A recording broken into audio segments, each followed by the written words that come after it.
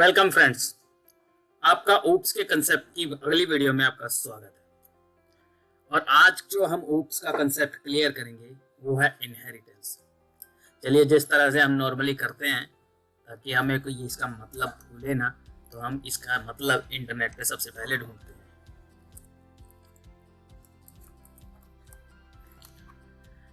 तो inheritance mean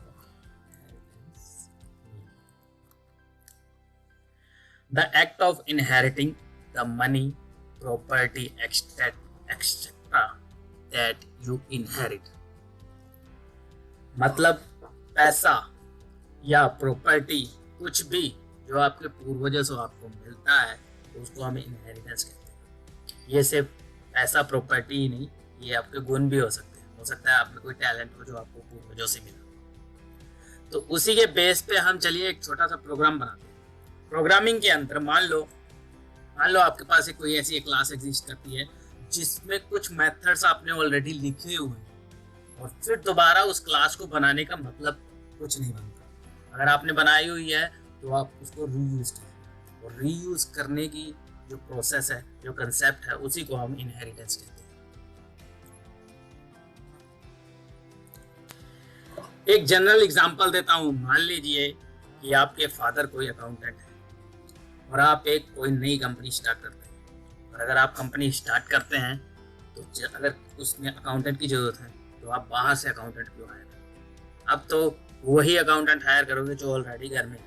तो अपने फादर को हायर करोगे या अपने फादर की हेल्प करोगे अपनी कंपनी में। ठीक उसी तरह से अगर कोई क्लास बनाते हैं, उस क्लास के अंदर जो प्रॉपर्टी और मेथड है उसको हम रीयूज करेंगे, डेफिनेटली करेंगे।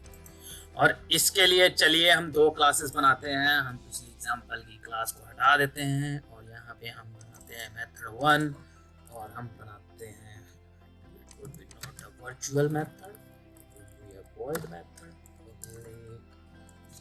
void मेथड, और हम यहाँ पे सिंपली कुछ नहीं करेंगे, कंसोल डॉट राइट। मैं बहुत ज़्यादा डिफिकल्ट प्रोग्राम नहीं लिखूंगा because this is the basic of the programming.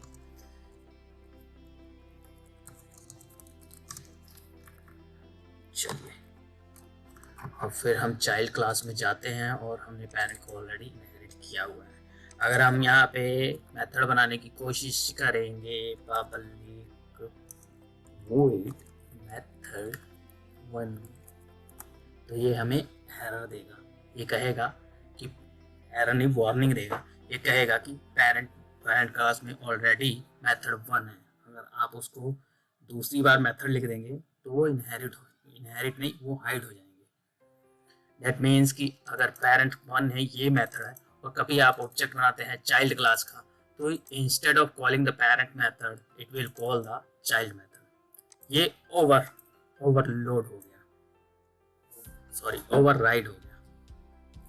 ये ओवरराइड हो गया आपका मेथड। तो हमने दो कंसेप्ट एक तरह से क्लियर कर लिए, एक इनहेरिटेंस, दूसरा वो मेथड ओवरराइडिंग का। अब हम मान लो इसका ऑब्जेक्ट, चलिए इसका ऑब्जेक्ट बनाते हैं। हम उसको नहीं ओवरराइड करते, ओवरराइड नहीं करते, जो पेरेंट के अंदर है ऑलरेडी उसी को हम लेते हैं। चलिए अब हम ऑब्जेक्ट बनाते हैं एक where obj equal to new child class,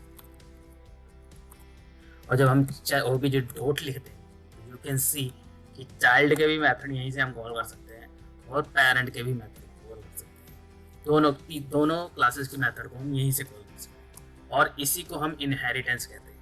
that means parent के गुण बच्चों में आ जाना, उसको हम इनहेरिटेंस कहते हैं। एक तरह से एक पेरेंट क्लास है आपकी और एक चाइल्ड क्लास है।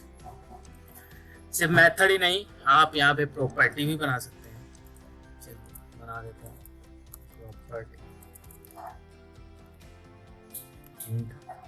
प्रॉपर्टी और यहाँ पे जब हम इस ऑब्जेक्ट में ट्राई करेंगे कोशिश करने की, तो देखिए प्रॉपर्टी 1 भी हम वहीं से एक्सेस कर सकते हैं।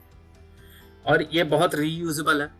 आप सिर्फ अपने बनाए हुए प्रोग्राम नहीं, इवन ऑलरेडी जो आप क्लास लाइब्रेरी यूज कर रहे हैं उसको भी इनहेरिट करके आप उसके मेथड ओवरराइड कर सकते हैं या एग्जिस्टिंग मेथड उनके रीयूज कर सकते हैं। तो इसकी वजह से आपकी प्रोग्रामिंग काफ़ी रीयूजेबल हो जाती है। तो यही था हमारे पास इनहेरिटेंस का कंसेप्ट। अगर आपको इनहेरिटेंस अच्छे से समझ आ गई हो तो इस वीडियो को लाइक और शेयर कर देना।